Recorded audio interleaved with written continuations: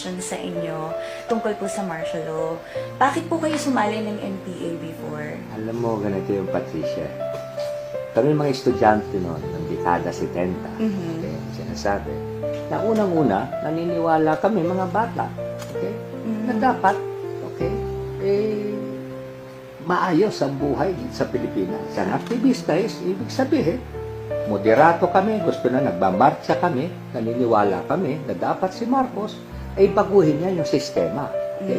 Na dapat ang Pilipinas ay para sa mga Pilipino, hindi para sa mga Amerikano.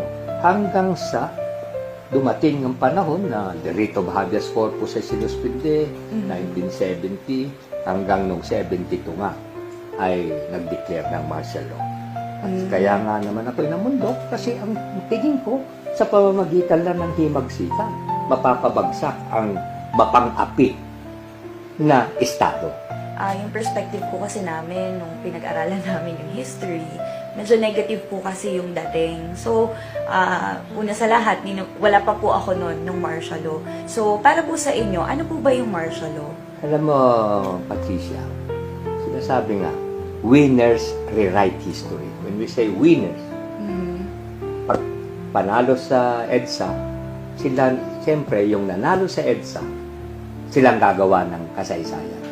Siyempre, sa aming panig, sinasabi namin, hindi kami sa ngayon, dahil habang may martial law, kaya kaming basta't lusubin, or whatever. Okay. Pero we taunted them. The NPA, okay, was the reason, at naniniwala ako sa ngayon, na yung aming kagagawan ay rason para mag-declare ng martial law. Kung ang martial law ay bawal o hindi tama, tinanggal na dapat sa konstitusyon yan. Yung lumang konstitusyon, nandun yung martial law. Konstitusyon ni Cory, nandyan pa rin sa konstitusyon ni Cory, 1987 ko, ang tungkol sa martial law. Sinasabi nila si Apo, Hitler, Verdugo. Kung Verdugo ba si Apo, lahat dapat ng NPA, lahat dapat ng mga nag-rally-rally, na sumisigaw ng revolusyon, dapat pinagpapapatay na ni Marcos kung siya ang Verdugo. Okay. Alam mo kung sino humuli sa akin at torture sa akin? Sino po? Metrocom PC. Sino bang boss nan? Si FBR. Gusto ko nga linawin ko anong ibig sabihin ng biktima ng martial law. Alam mo, ulitin ko, hindi dahil sa kayabangan. Graduate ako ng Philippine Science, nasa UP ako, NSTB scholar ako, nag-aktivista ako. Mulat ako. Kaya lang, mali ang basa namin. Nakala namin, pag namundok kami, kakampi sa amin ang mga nasa probinsya. Hindi rin. Kasi ang Pilipino, ayaw din ng talaga ng gulo. Okay? Kaya nga sinasabi ko, 7,500 nga lang talaga yata kami. Kasi kung 100,000 kami, sila ay minanakaluhod sa amin ngayon. Kung 100,000 ang pwersa namin, 7,500 lang. Totoo yan. Pero ang claimant ngayon, Higit. 100,000 na.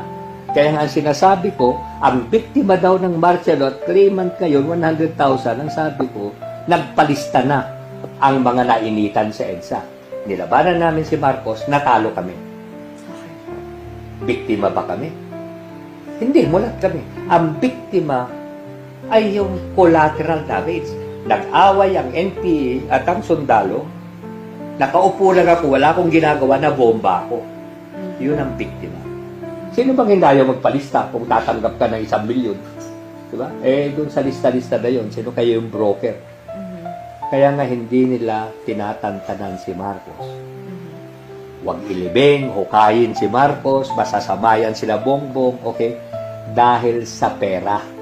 Dahil pag nawala na yung isyong Marcos, baka makalimutan na yung isyong claim.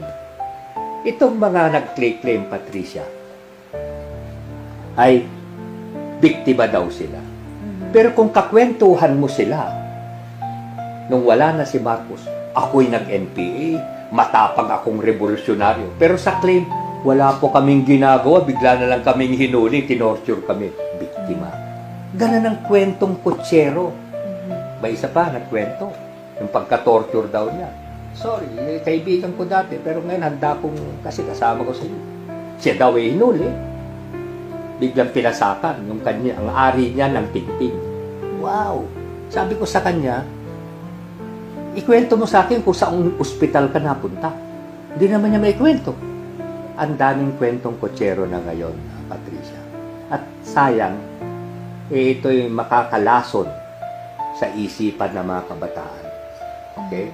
Na ito nangyari. Tanungin nyo yung inyong mga magulang kung ano talaga nangyari sa martial law. Okay? Yung totoong nangyari. Dahil nung sinabi ni Marcos, sa ikaulad ng bayan, disiplina ang kailangan. Pinagtatawanan ko yan ng martial law. Pero ngayon sinasabi ko, tama nga. Dapat disiplina ang kailangan.